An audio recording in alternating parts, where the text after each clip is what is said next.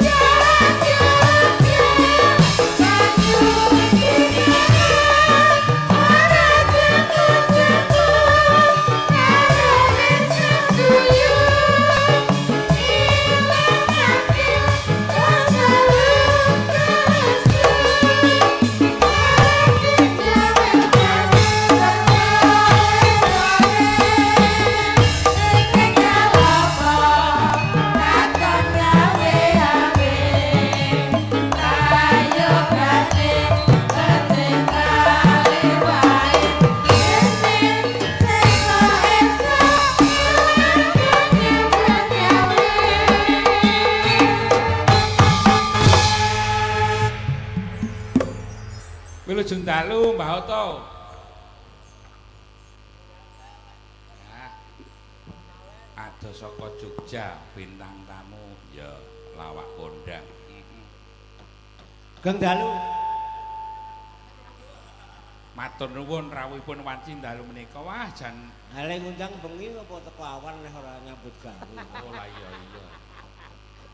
Nek ale dawuh siang nggih Pak Dik. Oh, budal siang ini nimbali dalu kok. Nggih rak manggih wilujeng ta. Kisah wau. Hah? Wilujeng lho. Ha iya. Kisah kalih bojone. Oh. Maksud iki dugi miki slamet. Slamet. Nggih. Nah nek ora slamet nek ora ketemu sampeyan. Oh, angel temen to iki. Ayo nek kira-kira angel ora usah digarap. Apa les dhisik? Dadak privat. Ora masalah wong karang saiki kudu sinau. Bage pembage iki lho. Mau ora kangsen. Mau ora kangsen ketemu. Oh, lanang dolanan kok kangsen. Ora ento apa lanang dolanan kangsen? Ah, umumnya lanang wedok kangsenan ki. Aku beda konotasine negatif nek ngono kuwi. Apa sampean positif? Lho, ku ya urung mesti negatif. Nek sing wedok tuwa. Ayo mongso. Lah kok jenengan iso ngandake aku ki asosiatif negatif. Nek sampean positif, kira-kira positif presake. Wong bocah wis kabeh kok. Berarti kuwi hamil di luar bendungan. Sowan mriki wonten Kali Urip. Menika dipun suwun kalian Yu Ciblek. Nggih. Diparingi kok disuwun. Piye? Dijaluk iki lho. Lah nek sing peten iki mengko rak diparingi ora dijaluk apa tekan kene aku malah ngeneh. Apa wis diparingi, Pak? Pun lunas mulah rasa-rasen. Anak urung ya padha. Mboten aku lho niku pun 10 dina yang lalu sok angger biasane iki DP.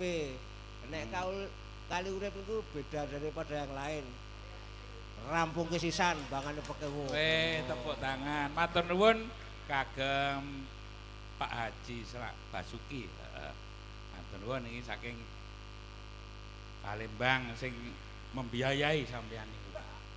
Lha iso nggih ajeng mriku kok ditimbali kalih Pak Bas. Kon ngopo? dadekke empek-empek. Sampeyan ora duwe empek-empek sing duwe yu ciblek. Ha iki negatif meneh iki ya. Sampeyan aku marai wong tuwa to. Nek nganti kula main ketagihan sing tanggung jawab sapa? Ora percaya takonono yu sik tak bagekne sik. Sak wis ngadeg pondong to cah iki. Ha niku pancen ukurane setugel. Ngono ketok. Ancek-ancek. Selamat malam yu ciblek. Nggih. Waduh. Selamat malam, Mas. Sehat? Sehat. Tukang sone ngendi to? Kula- Tulung nek ciblak omong dipateni wae. Loh, ora kaya gue Pak Dek. Nyong ki nang kali urip dadine semangat. Ayo. Ya wis pada bae wis lunas. Ah, rak tenan to. Nyong ya tembe kiye nang kene. Biasane ta ya urung lunas. Mudhun panggung lunas kita ora wis lunas. Jadi mengko bali nyong ya bubar nyong dari Bali, tapi nyong tetap burung balik. Masalahe Ngenteni ngene apa? imbuan. Sakan bose Pak Basuki. Aja semelang nek Pak Bas ki tanggung jawab. Oh jelas. Wis ke dicepaki lho. Apa? Garan pirang-pirang. Ana soto, ana bakso, ana bakmi, ana bakmue campur dadi siji ning tas kresek. Dene dicampur.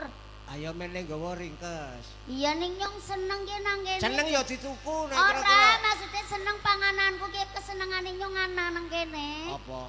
Bakmi, soto, mie goreng, nasi goreng. Minister Dene minister.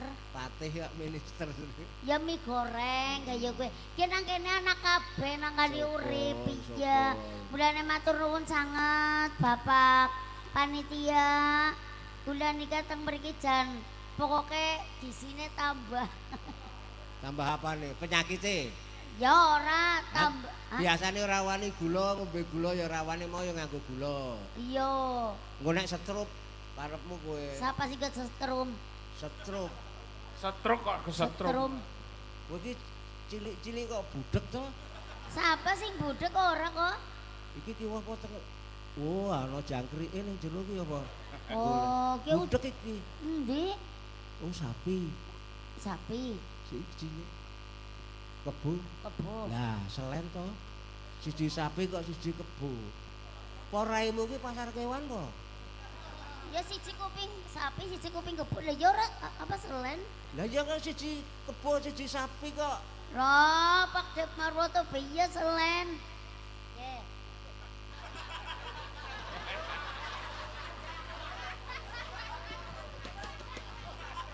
Ya ngene. Jaran. Jaran. Anu urung ngomong. Tuli kene ngomong dhisik. Karena wong tua karo apusi, wong sing tukang apusi ki aku kok. Ya ora nggih. Alhamdulillah Pak Dek. Alhamdulillah. Tang mriki niki seneng banget nggih, Mbak. Ulangke kok ya. Lah nggih, wah jan. Suwe banget rasa Suwe banget kula mbiyen nate teng mriki. Matun kok. Non, Ngopo rene? lha ya ngode. Ngode ki apa? Ngode aduh jan ngode ora ngerti. Maksudnya pentas. Oh, pentas. Nggih, pentas teng mriki niki. Kok istilahnya ngode iki piye? Lah ya ngode. Cara nyong banyu ki angger pentas begini kayak iki jenenge yang ngode. Angel Pak nyong ngomongan karo Rika lho. Kandhane nek angel aja digarap. Kuwi kok ngeyel banget Lah kok. ya Cah cilik tetep ngeyel. digarap ora digarap ya domi gurune. Ora apa-apa. Ora apa-apa yo apa wae. Gurune ditokke, dimutasi, Lho kok dimutasi. kon pindah. Lho kok malah perintah pindah wong Pak Kades barone pindah. Sapa? Lho Pak Kades mriki sinten ki asmane? Pak Sesuk sinten? rampung saka kene kowe sowan Pak Kades. Oh nggih, Nang siap. kono wis dicepaki. Napa? Oh. Kurungan. Kurungan apa? Kurungan Ayam. marmut. Oh, napa kuda kaya marmot? Aja padake marmut. Engko marmute lesu nek dipadake kowe malah. Apa? Berarti marmute karo nyong gak apik marmute kayak gue. Iya, pokoke anggere ngarepe mar ki apik. Lah terus? Marwoto. Oh. Awakmu ku aja nganggo jeneng Ciblek. Lah kenang apa? Iki nek cara Banyumas Ciblek kan Ciblek. Nek diundang tok Blek. Wadah kerupuk kowe. Blek nek chip saiki neng komputer perlu chip, ya toh. Ciblek. Kaya kowe barang sesuk melu program. Mergo kowe iki dhisik klebu melu ras iki malah ora stunting iki. Apa? MBG. MBG? Heeh. Loh, Makan berkekurangan gizi. oh lah gue salah. Salah dicorek. Justru malah nyong ke MBG ke makan berkelebihan gizi. Ayo ora percaya kowe kok kelebihan. Loh, Wong jare kowe wis kok taplak kok kelebihan iso. loh tapi kan orang nyong berkelebihan gizi lho Pak Dek. Umpamane Lah umpamane kaya nyong biyen, zamane nyong biyen nang ramane dibakarna welut, Heeh. digorengna welut. Heeh. Apa ora gisine akeh. Terus bebeke tanggane ngenduk, nyong ya digodhogna bebeke godhogna nduke bebeke tanggane. Heeh. Dimasakna nduke tanggane. Dimasake Iya bebeke nduke anu tanggane tangane dewek. hasil nek Bali kowe ditunggu Pak Lurah. Lah nang apa? Kon mangan ndoke Pak Lurah. Ya Kuwi gisine gelem. malah akeh lho kuwi. Lah oh berarti wis tau mangan nggih. Loh. Ngerti gisine akeh sih. Ndok kuwi gisine mesti akeh. Apa meneh Bisane. ndok bebek. Iya. Saiki sebutan apa bebek sing ora kesebut jenenge. Nggon bagian endi? Ceker bebek, wulu bebek. Ning ana bebek ora kesebut apa? Bingung. Ceker Bebek mesti wae bebek nganggo bebek. siapa kowe kesebut? Nah, sing ora iso kowe ketendek. Anu apa kowe? Telek, Yo bebek iki apa? Telek bebek. telek bebek. Oh. Ayo sing ora nganggo bebek apa? Jeroan. Bebek. Oh iya ya. Bingung. Apa sih? Mbah Oto. Apa? Telur mata sapi. Ora nganggo orang telur mata bebek ngono ora ono. Oh jadi telur mata sapi. Ora ono bebeke. Ora ana bebeke. Ya bener Pak Demarwo to tiru wong gemblung. Lah sing Lho iki diomong- dagelan intelek lho iki. Lho, Iya, sing mulane- diomong nang Rika gemblung apa ora? Sapa? Rika. Ya, Wong Nyong. ora ini wis ora apik kaya kuwe dipupuri men keton ayu. Ngomong-ngomong dhewe ngomong dhewe gemblung apa ora lebih gemblung meneh kuwe dalange. Ah kok iso? Ngomong dhewe diwangsuli dhewek. Lah kepriwe? Kancane ora entuk ngomong dadi. Aneh aku dibayar. Lah wis ngerti nek Rika ra dibayar apa mengeneh. Lho ya ora kaya kowe, lho ya wong dalang ya monine kaya kowe apa kon Mulane aja adep-adepan. ngunekke wong gemblung. Aku kuwi mbahne wong gemblung. Oh, berarti ki bae. Bae. Dadi nek ngunekke gemblung malah mengko gemblung dhewe. Gemblung Oh, dhewe. walat. Malah kowe. Lah masalah kok tuli apa jenengan Ciblek kok dimasalahna. Ya ora. Ke anu keprimen Iku rek artine maksude. ciblek apa napa? Ayo nek Blek diundang nek Marwoto Wadah to kerupuk. ngono to. Nah. Nek kuwi Ciblek Blek Tuh. Nek kula kok Marwoto. beda. ora Blek saiki nggo cah cilik-cilik. Blek dudu tong dudu Blek. Blek dudu. Tapi kan ana artine lho Pak Dek. apa? Ciblek. Apa artine? Hurufe apa bae? C Terus I terus B terus L terus. E K. Nah, kuwi ana artine kabeh. C-ne apa? Kepengin ngerti? Pengen. Wani piro? Iki raja medeni cah iki. Cah iki tak rasake kaya tulul. Jeneng dulu. Tuyul iki cak cilik-cilik pinter golek duit iki ya ya. Ya ora Iki apa-apa. malah mbokne tuyul lho iki Mbokne iso-iso ya. kuwi. Sapa? Kowe Lah ya men. Ciblek. Cene. Cene apa? Cantik. Waduh. Ora Apa? percaya katakon Bapak Muhammad Basuki. Cantik mboten, Pak? syukur kae. Glop yai kene jujur, cantik mboten Pak. Ora muni ngono doang. Lho ketuli wong anu ora ngerti jane ya sine nyong cantik. Nek ngarani awakmu cantik, kuwi perlu dioperasi matane. Apa matane sapa? Ya sing ndelok kowe nek kowe cantik. Oh berarti ya Mek bojomu tok lho kuwi sing ngarani kowe cantik. Kae perlu dipresake kae. nang apa? Di USG ngarani kaya ngene iki cantik. Lah wong ngono sing kaya ngene iki lho. mening-mening ngono kaya ngene lho. Ya ora mening-mening kaya kunang. Mening ku ora meling. Oh, mening. Mening kuwi apa? Apik-apik. Menik. Kok menik? Menik-menik. Menik-menik iki nek kowe iku ora menik, kemeniken nek kowe iki. Ora angger nyong ayu kok ora uli nang apa sih Pak Dek? Ya wong mbok sesuai kaya aku ki ora. Ya iya, dari kaketon ganteng-gantengan ngendi? Lah, aku- Marwoto mrongos. Kan ngendi gantenge? Ciblek sorcer apik. Cewek cantik. Nah, cene cantik. Ini indah dipandang mata. Ah, Bene bermanfaat. Ele loyalitas. R apa? L L ciblek. Loyalitas. Maksudnya apa? Kok ora- eman. Loyalitas ki maksudnya. Loyalitas ki maksudnya eman. Aku malah katut goblok lho ki suwe-suwe ning ngene iki. Iya sesuk goblok. Ene, elegan. Oh. weh. Aku nganggo apa-apa patut, nganggo ungu, nganggo biru, nganggo kuning. Apa-apa melebu. Kari Elegan. dhewe Kak. Kapan Bapak Muhammad Basuki nanggap bayang maning? Kapan Pak? Kowe Tahun pisan kaya. ngunekke aku marwata mrongos. Nah kan apa ki ciblek sorcer kayak Bapak Dalang, Bapak Haji Gunawan, Wale. Prayitno. Apa? Hah? Nah Bapak Gunawan Haji Widodo. Sing muni Anu- Wibowo tak sobek-sobek.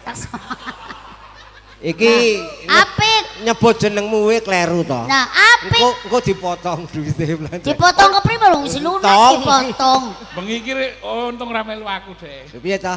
Oh, ora melu aku. Nek amel aku ya tak potong. Ah iya. Ana sing dipotong apa wis Melu lah. telus-telus kok dipotong. Ya ora melu lah. Lah, oh nyan urung ngerti empek-empeke nyong. Lho.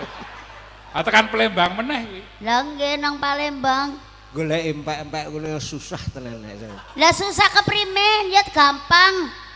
Jangger di isane ya mek kaya nek goleki ban bocor kae. Angel. Nek dilebokke sing plukutuk. Ha iki gone ngene. Disinilah tempatnya. Terus dinyanyikke. Di sana tempat lahir beta.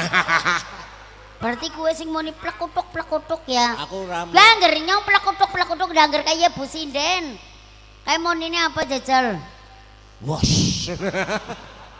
Berarti tambah ya. Iya. Tambah gede sih.